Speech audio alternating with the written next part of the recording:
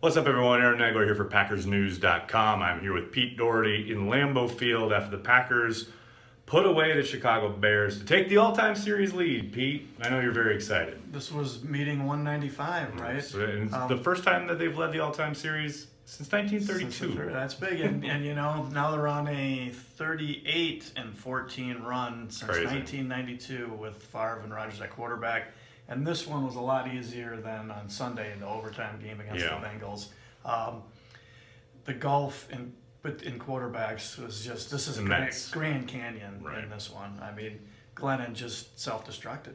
Yeah, and he kind of threw away their chance, I think. Between the opening fumble and then the two interceptions, like you say, the gulf is kind of beyond measure.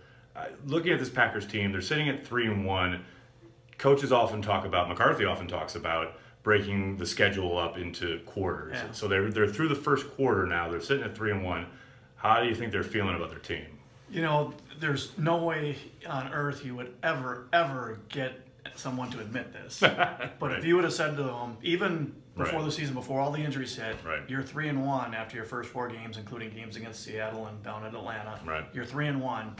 I guarantee you they would have taken that. Yeah, absolutely. And especially with having these last 2 games, playing with all the injuries, playing without their top 4 tackles this last game, and for a lot of the previous game.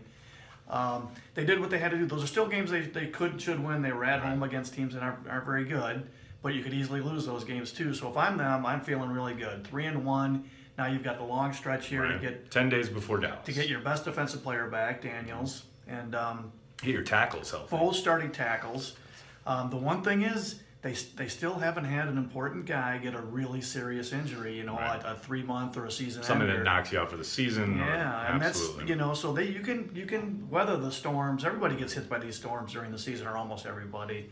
So the big thing is they still have the opportunity to be really healthy in December and January, down the stretch, when all the money's on the line. What do you think? We've seen in the past, and we've seen evidence of it here tonight.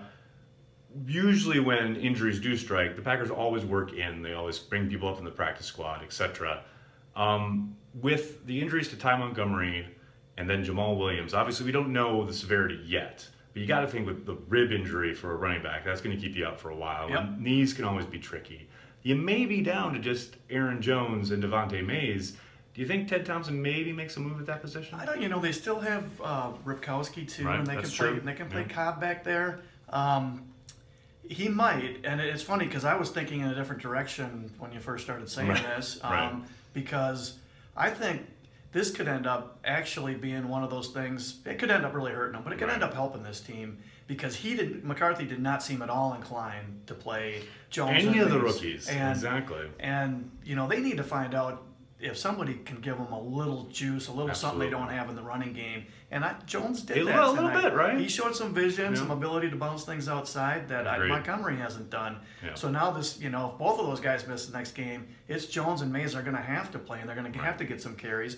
And maybe in the next few weeks, they'll find at least one of those guys can give their offense a little something. Absolutely. And again, another thing that'll help them as the season goes on and when you get to the end of the season and you need some diversity in your offense. It's kind of been the theme since these injuries have struck, is getting those young guys out there. We saw it last week with the defense, with Aaron Jones getting on the, Josh Jones getting on the field, Kevin King getting on the field.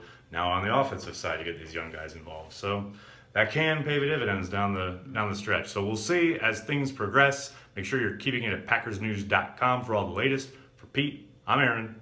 We'll talk to you soon.